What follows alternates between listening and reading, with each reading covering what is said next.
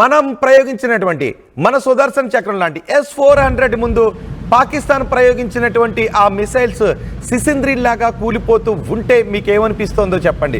మన S-400 ముందు పాకిస్తాన్ ప్రయోగించినటువంటి ఆ మిసైల్స్ అన్నీ ఎలా కనపడ్డాయి అంటే కేవలం సిసింద్రిలా కనపడ్డాయి. దీపావళి పండుగలో వాడుకునే సిసింద్రిలా కనపడ్డాయి. అందుకే అవి వాళ్ళు ప్రయోగించినటువంటి టార్గెట్లను హిట్ చేయకముందే వాటిని గాల్లోనే లేపేశాం.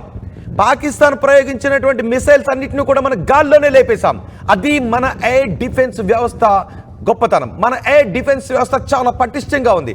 పాకిస్తాన్ ఎయిర్ డిఫెన్స్ వ్యవస్థను మనం నిర్వీర్యం చేశాం. మనం ఇప్పుడు ఒక మిసైల్ని ప్రయోగిస్తే అది టార్గెట్ని హిట్ చేస్తుంది. పాకిస్తాన్ ఒక మిసైల్ని హిట్ చేస్తే గాల్లో పేలిపోతుంది. పాకిస్తాన్ దగ్గర ఇప్పుడు ఎయిర్ డిఫెన్స్ వ్యవస్థ లేదు. మనం గనక నిజంగా పాకిస్తాన్ లాగా ఆలోచించి కొడితే పాకిస్తాన్ నాశనం అయిపోతుంది. పాకిస్తాన్ మ్యాప్లోనే ఉండదు. పాకిస్తాన్ మొత్తం రూపురేఖలు మారిపోతుంది. పాకిస్తాన్ చరిత్రగా మిగిలిపోయేటువంటి అవకాశం ఉంటుంది.